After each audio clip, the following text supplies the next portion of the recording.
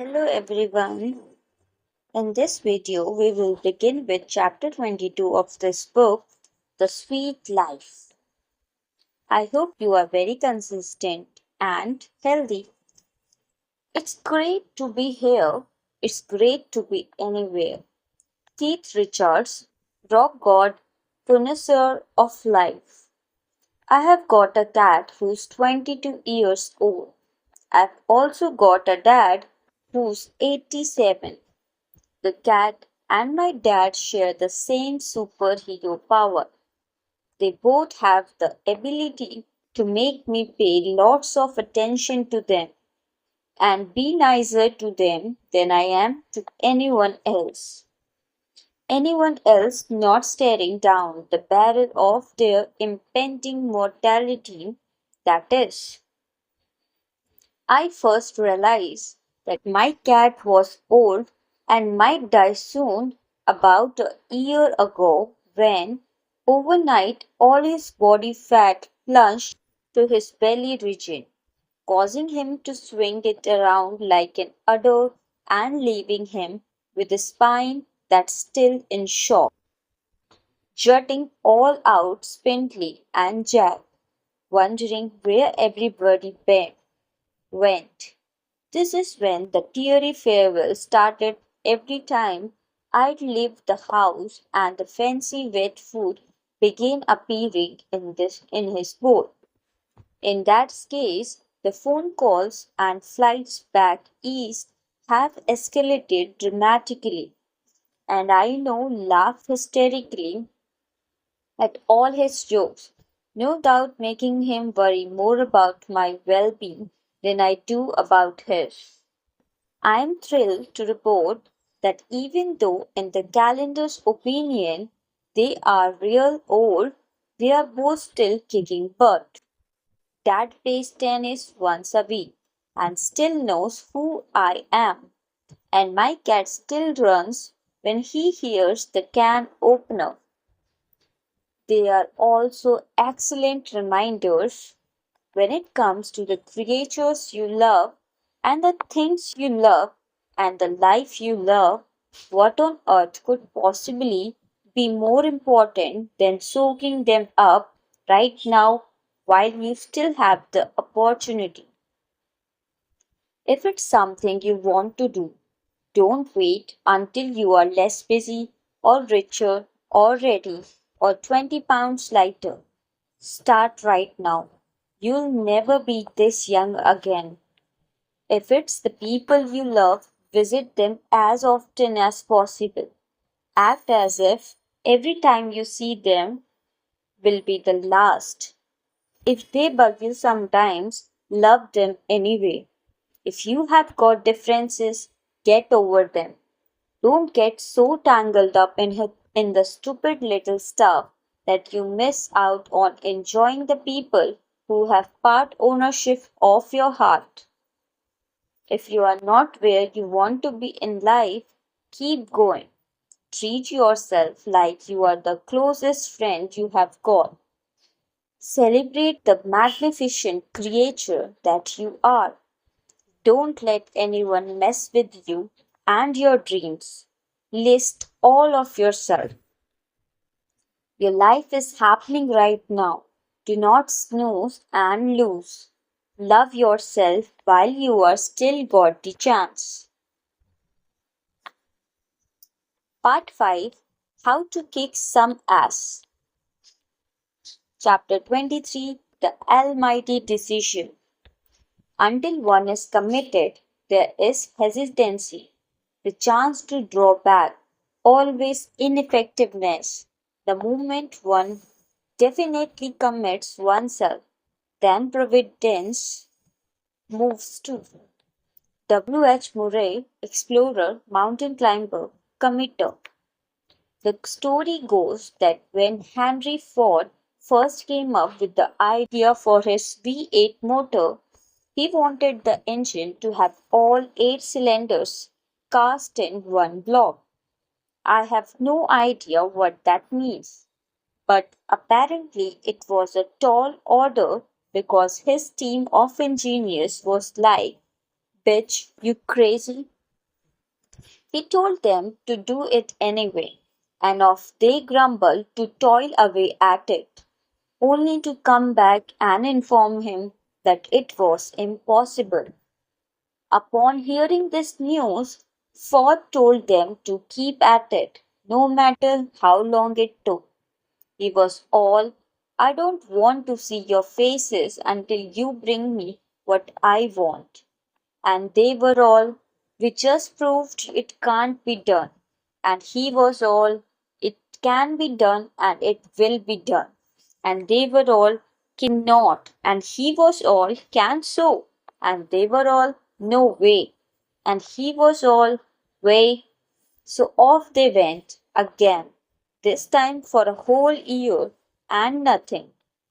So they go back to Ford, and there's a lot of tears and finger pointing and hair pulling, and Ford sends them off again and tells them it will be done again and then in the lab, somewhere between folding origami swans out of their nose and making fart noises every time someone mentions the word Ford, his engineers do the impossible. They discover how to make his 8-cylinder engine block. This is what it means to make a decision for reals. When you make a no nonsense decision, you sign up fully and keep moving toward your goal, regardless of what's flung in your path. And stuff will most definitely get flung, which is why making the decision is so crucial. This shit is not for sissies. The moment it gets hard or expensive or puts you at risk of looking like a moron, if you haven't made the decision, you'll quit. If it wasn't uncomfortable, everyone would be out there all in love with their fabulous lives. So often we pretend we have made a decision when what we have really done is signed up to try until it gets too uncomfortable. Henry Ford didn't even make it past the sixth grade, and there he was, bossing around a bunch of the world's biggest engineering smarty pants, setting himself up to look like a total idiot by spending large amounts of money and time on the proven impossible. Ford was determined, and he trusted his gut and his vision more than the small thinking of others. He'd made the decision that he would have his engine the way he would have it, and nothing was going to stop him. This is why the decision is so important. If you had an idea and had to go up against a room full of people who knew better than you did and demand they do what you say in spite of all the proof they had against you, would you stick to your guns? Or if you needed tens of thousands of dollars to start your new business and the only person you could think of to ask was your scary, rich uncle who never remembered who you were even though you saw him every Christmas, would you ask him for it? Or if you were sick of feeling fat and unsexy and out of shape, and the only time you could make it to the gym was at 5 a.m. on freezing winter mornings when you were all snugly in bed, would you go? If you made the decision that you were going to reach your goals, you would do whatever it took. If you merely wanted to, but hadn't made the firm decision to, you'd roll over and begin convincing yourself that your life is fine just the way it is. This is where being connected to your desire and source energy and having an unshakable belief in not get seen is so critical. There are plenty of times when we get a brilliant idea and it temporarily fails or it pushes us into unfamiliar territory. If we don't have a strong connection to the truth, we live in an abundant universe. We are awesome, glorious, and tear-jerkingly lovable, etc. A blazing desire and an unflinching belief in our own vision. Before it's manifested, we all fall prey to our own fears and everyone else fears that it's not possible and give up. Instead of course correcting or pushing on truth and bringing it to life, as Winston Churchill so aptly explained, success consists of going from failure to failure without loss of enthusiasm. Nobody gets to the top of the mountain without falling on his face over and over again. By the way, back when Henry Ford insisted to a room full of annoyed engineers that his V8 engine could be built the way he envisioned it, it was after he'd already gone bankrupt in his first attempt at creating an automobile empire. So at that time, he already had plenty of proof that he was capable of failing on a massive scale. But his faith in himself and his vision was so strong that he stuck with it, in spite of all the evidence around him that pointed to big fat loser, and become one of the most successful entrepreneurs of all time. Temporary failure is all the rage. All the cool kids have done it. Michael Jordan was cut from his high school basketball team for lack of skill. Steven Spielberg, a high school dropout, was rejected from film school 3 times. Thomas Edison, who was dubbed too stupid to learn anything by a teacher, tried more than 9,000 experiments before successfully creating the light bulb. Soichiro Honda, the founder of Honda Motor Company, was turned down by Toyota for an engineering position, so he started his own damn company. Beethoven's music teacher told him he was talentless, and more specifically was hopeless at composing. Beethoven turned a deaf ear. I know so bad, sorry. Fred Smith wrote a paper while at Yale about his big idea for an overnight delivery service. He got a C. He went on to create FedEx anyway. The only failure is quitting. Everything else is just gathering information. There's no big mystery to this stuff. If you want something badly enough and decide that you will get it, you will.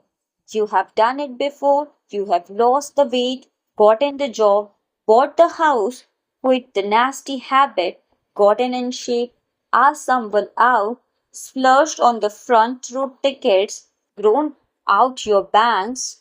You just need to remember that you can do it with anything in your life, even the things that you presently think are out of your reach.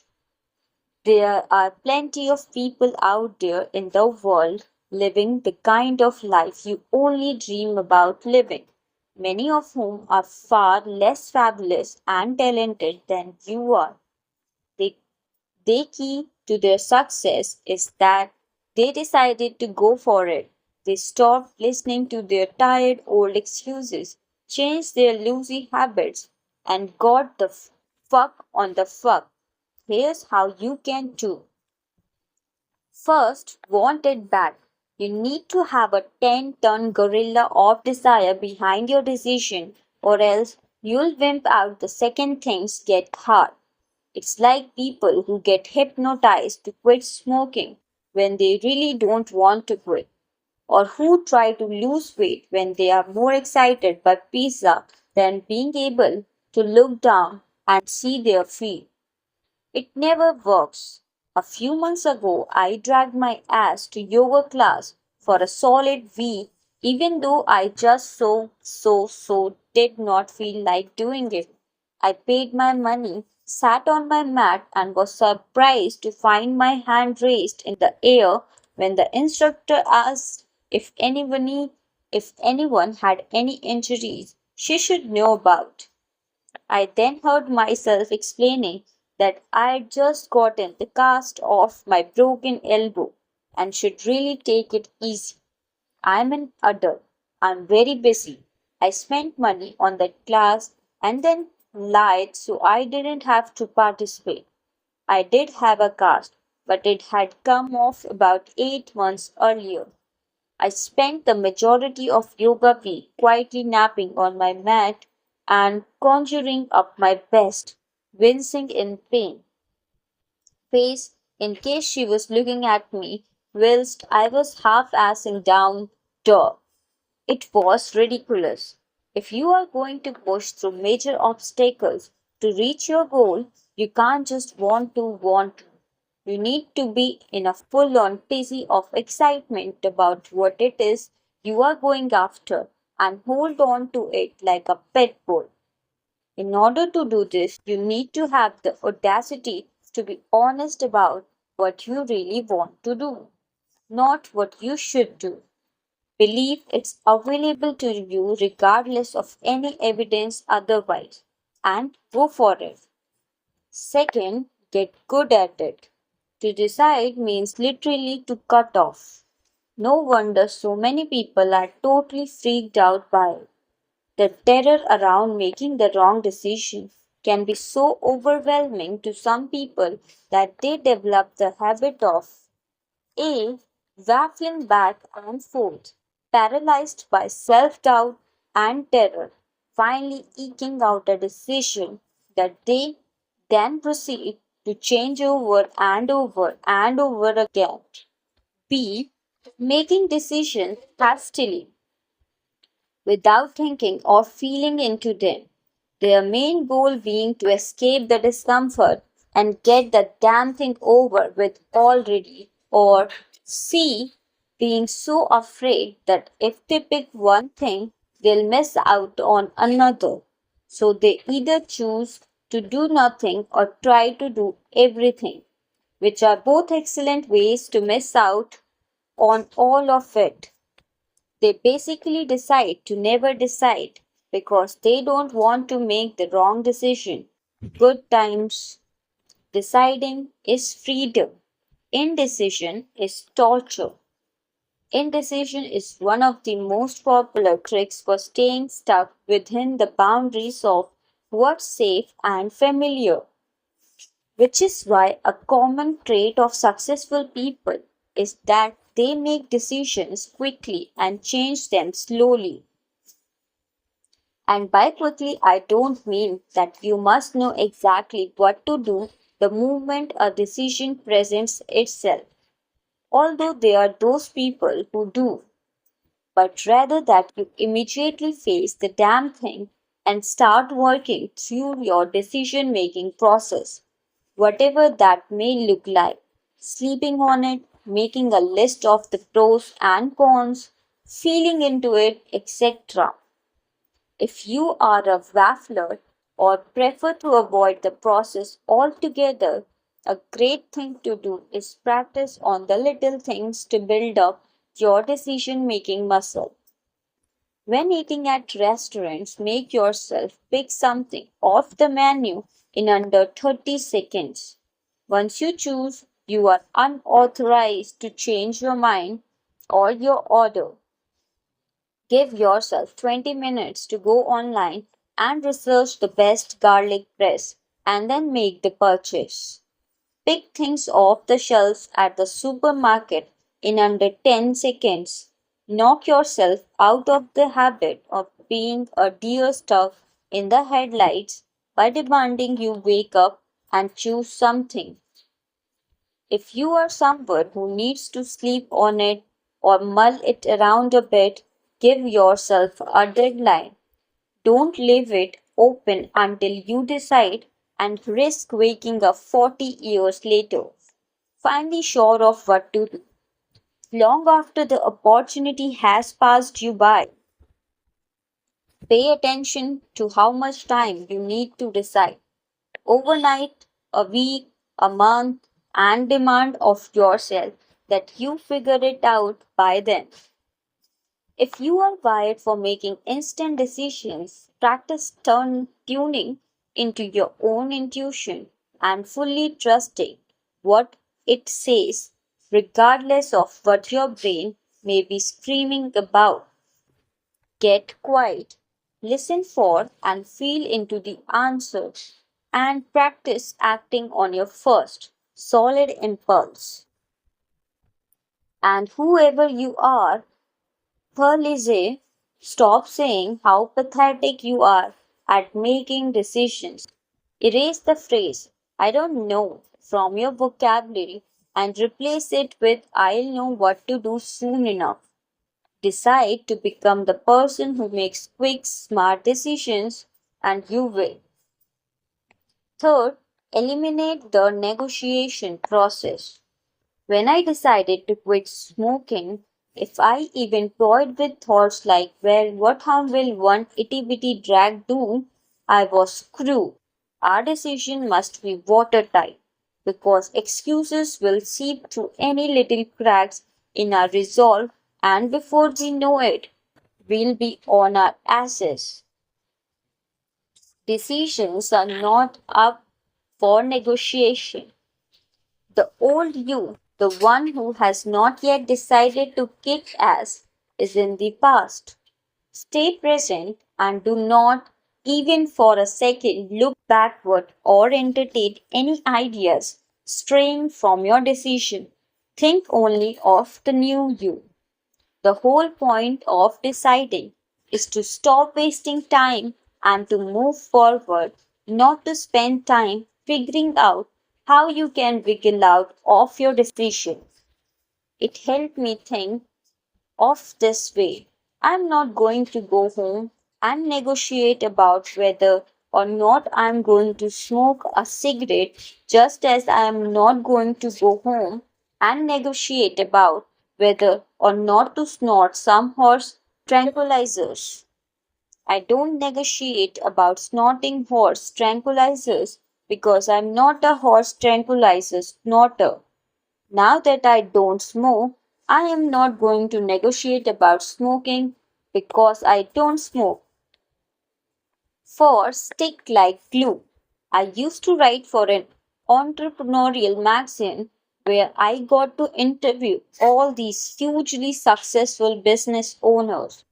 Whenever I asked them what the secret to their success was, the overwhelming majority answered tenacity. Be the last person standing.